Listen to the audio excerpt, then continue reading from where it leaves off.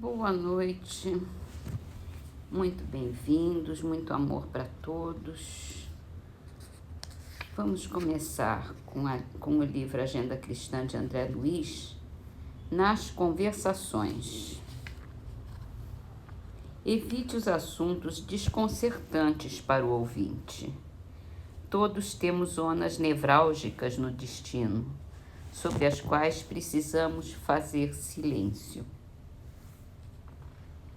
Isso se chama caridade. Deixar as pessoas resolverem as próprias dificuldades. Deixa elas falarem no assunto, não ficar criticando, principalmente criticando, né? Vamos para o livro dos Espíritos. E entramos no novo capítulo 3º da criação. E o primeiro item se chama Formação dos Mundos. E aqui tem logo de cara uma explicação.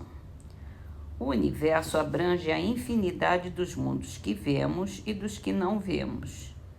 Todos os seres, animados e inanimados, todos os astros que se movem no espaço, assim como os fluidos que o enchem. E a pergunta: o universo foi criado ou existe de toda a eternidade como Deus?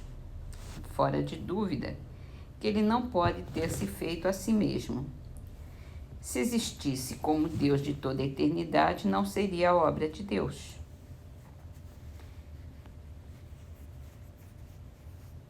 Aí Kardec coloca aqui uma notinha. A razão nos diz que não é possível que o universo se tenha feito a si mesmo.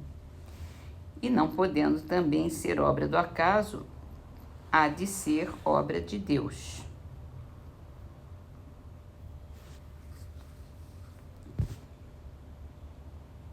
A nossa compreensão, eu acho que não abrange tantas profundidades, né? A gente não consegue abstrair o superlativo. Vamos então retomar a biografia de Kardec no livro que é o Espiritismo. Na sexta-feira, a gente tinha lido sobre um trecho do discurso de Kardec em Lyon, em que ele se dizia bastante bem impressionado com o movimento espírita na cidade. Vamos continuar. Allan Kardec, porém, não se contentava em atirar flores sobre nossos companheiros. Dava-lhes, sobretudo, sábios conselhos sobre os quais, por nossa vez, deveremos meditar. Começa, então, agora a citação do discurso. Vindo dos espíritos, o ensino, os diferentes grupos, tanto como os indivíduos, se acham sob a influência de certos espíritos que presidem aos seus trabalhos, ou os dirigem moralmente. Se esses espíritos não se acham de acordo, a questão está em saber qual é o que merece maior confiança. Será evidentemente aquele cuja teoria não pode provocar nenhuma objeção séria. Em uma palavra, aquele que em todos os pontos dá maior número de provas de superioridade. Se tudo nesse ensino é bom, racional, pouco importa o nome que toma o espírito. E a esse respeito, a questão de identidade é inteiramente secundária. Se sob um nome respeitável o ensino peca pelas qualidades essenciais, pode-se imediatamente concluir que é um nome apócrifo e que é um espírito impostor ou galhofeiro. Regra geral, o nome nunca é uma garantia. A única e verdadeira garantia de superioridade é o pensamento e a maneira pela qual ele é expresso. Os espíritos enganadores podem imitar tudo, exceto o verdadeiro saber e o verdadeiro sentimento.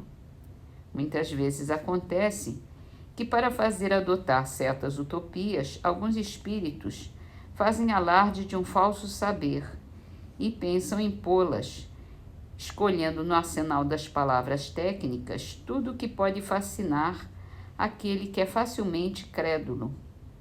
Eles têm ainda um meio mais certo: afetar as exterioridades da virtude com o auxílio das grandes palavras, caridade, fraternidade, humildade. Esperam fazer passar os mais grosseiros absurdos, e é o que acontece muitas vezes quando não se está precavido. É preciso, pois, evitar de se deixar seduzir pelas aparências tanto da parte dos espíritos quanto da dos homens.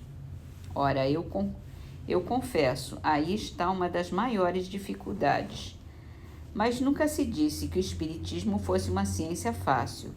Tem seus escolhos que não se podem evitar senão pela experiência.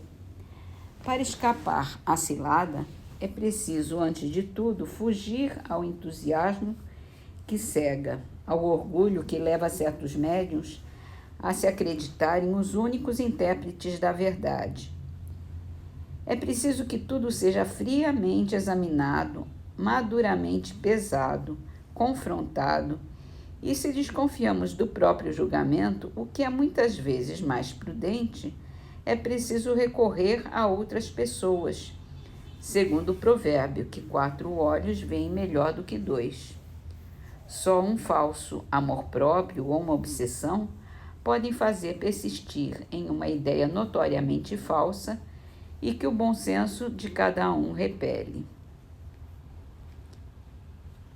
Aqui estão os conselhos tão sábios e tão práticos dados por aqueles que quiseram fazer passar por um entusiasta, um místico, um alucinado, e essa regra de conduta estabelecida no começo ainda não foi invalidada, nem pela observação, nem pelos acontecimentos.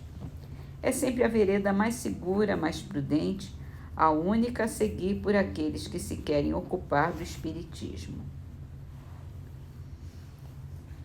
Vamos continuar então amanhã, e hoje vamos encerrar nossas leituras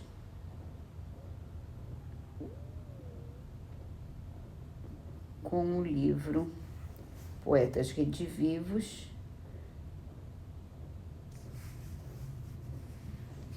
de psicografia de Chico Xavier, a poesia de Amaral Ornelas, Jesus. Reis, juízes, heróis, generais e tiranos, entre o ouro e o poder, de vitória em vitória comandaram na terra a vida transitória, erguendo sobre o povo os braços soberanos. E passaram fremindo, arrojados e insanos, ébrios de ostentação e famintos de glória, detendo-se, porém, nos túmulos da história, relegados à dor de cruéis desenganos. Mas o Cristo, na palha, humilde e pequenino, traz consigo somente o coração divino na exaltação do bem, que ilumina e socorre, e brilhando por sol generoso e fecundo em todas as nações que engrandecem o mundo, é sempre o excelso Rei do amor, que nunca morre.